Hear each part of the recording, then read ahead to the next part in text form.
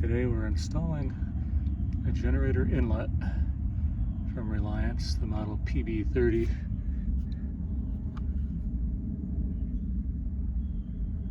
With the L14 30 amp plug.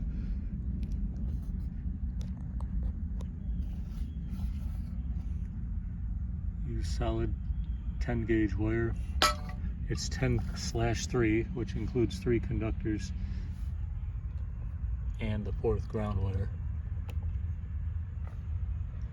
So because I'm on the vinyl siding here, inside I measured over from here to where there were other wires that I might hit and marked the keep out area. And I've already decided that I wanted to have a flat surface. So I bought this vinyl block, which is designed to go on the siding like this. Gives you somewhat of a flat surface. So I spotted the holes using the base of the inlet. It's an inlet, not an outlet. See, well listed. So next, I did go get some foam.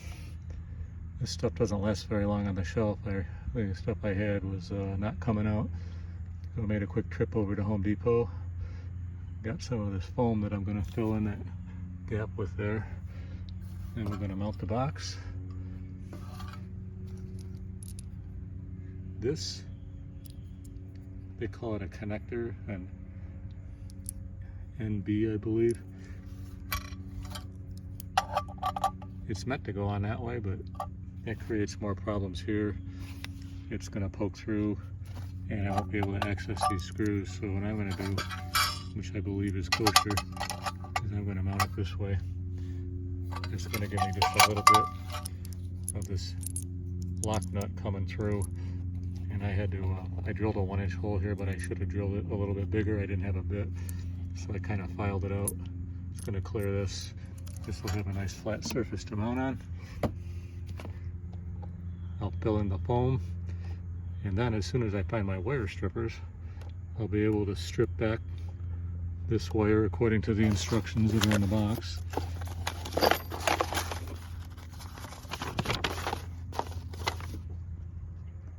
You're supposed to strip off 5/8 of an inch, and it's pretty self-explanatory. This ground wire here, the safety grounds are the most important. This one's already terminated in here. It's the G terminal. The other 3 terminals are W, Y, and X. The X and the Y are going to be the hots. It doesn't matter which one is which, and the W will be the neutral. So that very important ground wire I loosened from here. It's going to slide in at the top, and then the ground from this wire will be mated right there. So this whole box will be grounded, and then the wire connects it to these places here, and everything's going to be safe, outdoor grounded inlet. So I'm an electrical engineer and I'm real comfortable with the wiring. Mechanical engineering is not my forte, so I try to measure 5 times and cut once. So I did spot all these holes, and now I'm checking that I've got enough length here. I bought extra wire, so I can afford to err on the side of wasting a little bit. I'm gonna pull out more than I need here, because when I put that foam back in there and then I slide this on and mount it, I'm not gonna have a chance to pull any more through. So I'm gonna err on the side of having too much wire here. As I was saying, I need to measure 5 times. I forgot to put this on. So I'm gonna have to take this apart, slide this on, and then anchor this. But first I'm gonna run downstairs and make sure I got enough wire at the other end. One of the best investments I made was a headlamp, an LED headlamp. So I don't have to hold a flashlight.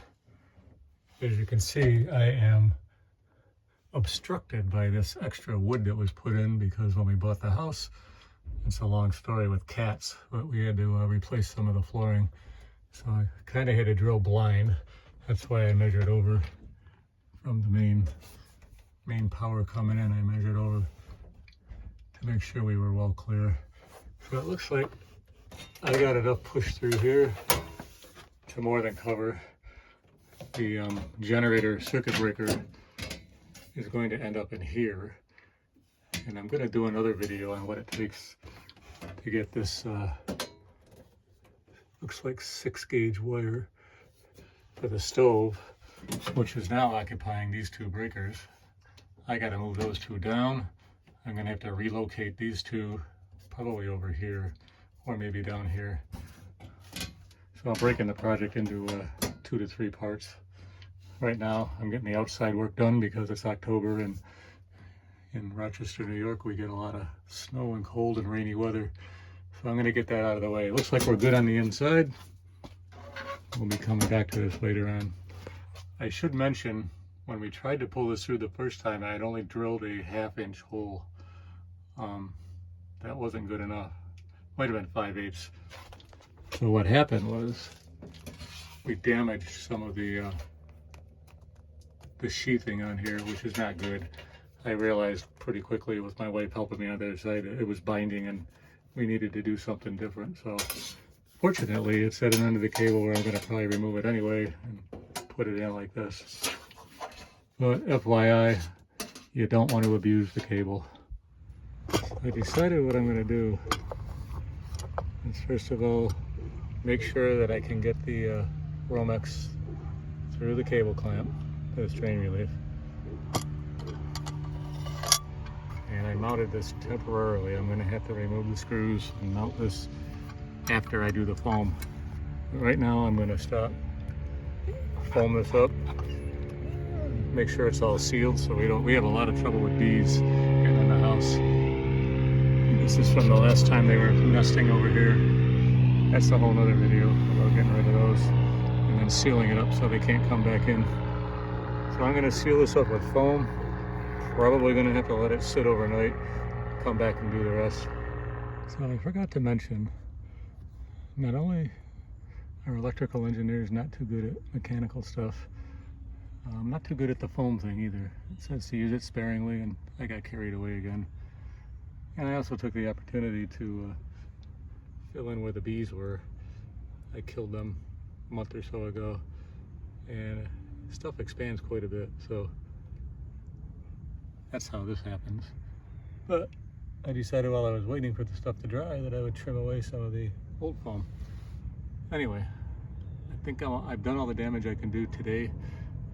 I'm going to have to come back tomorrow, trim this away, remove these screws, and if I'm lucky it might even stay stuck to the wall because I did put some behind. And then I will attach the box tomorrow. Sun's going down. Good time to quit before the mosquitoes come out.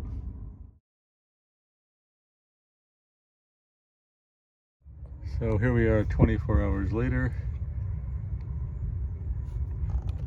The foam has really dried very rigidly. I had to scrape all this out. It was bubbling out. And I'm now removing these screws. This is going to be held in place, I think, by the foam, which is nice. And I'm going to put on the box next. There's a little too much foam in here. I gotta cut some of this out because, again, the clearance of this wants to have an opening to go into. All right, I got the box mounted. I have a couple of observations. One, these screws came out harder because I think the foam had filled in behind them as well. This one did not, but these two were actually threaded into the foam. Not a problem, just an observation. The foam has provided such a great strain relief that I don't even think this is necessary. If I had it to do over again and I knew all this, I probably would have left that out because there's no way this stuff's moving. I have a minor concern that I might have pushed it back too far and the wire might be compressed, but I don't think it's enough to worry about. So I'm using some wire stripper. Not going to be able to get video of doing it because I'm one-handed. I found this 5/8" drill bit pretty handy to like ballpark that I've got it about where to strip it. kind of a practical tip. So if you leave enough extra wire out here and you strip them to 5/8 of an inch, you just poke it in and you can actually rotate this around to get at the screws. That's kind of handy. And I put this ground wire in first, and I'm leaving this till last, and then it's going to go together.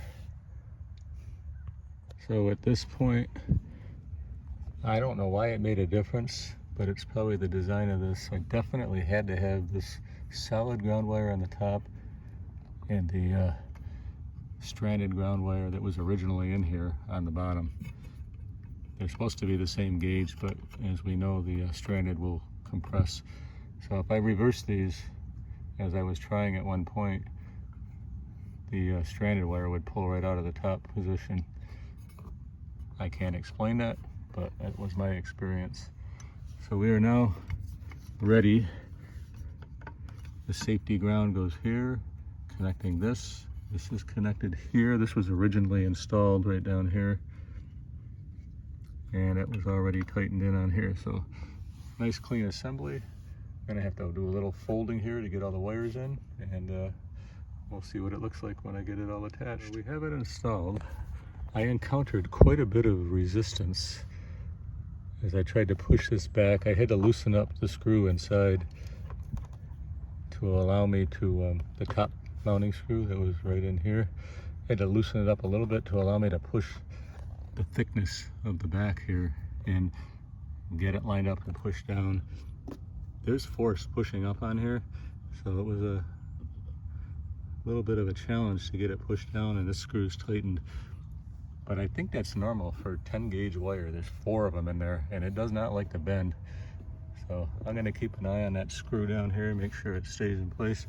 In the meantime, we have a weatherproof generator inlet ready to go on the outside. Now I can turn my attention to the inside of the house, and I'll probably do that in the next video.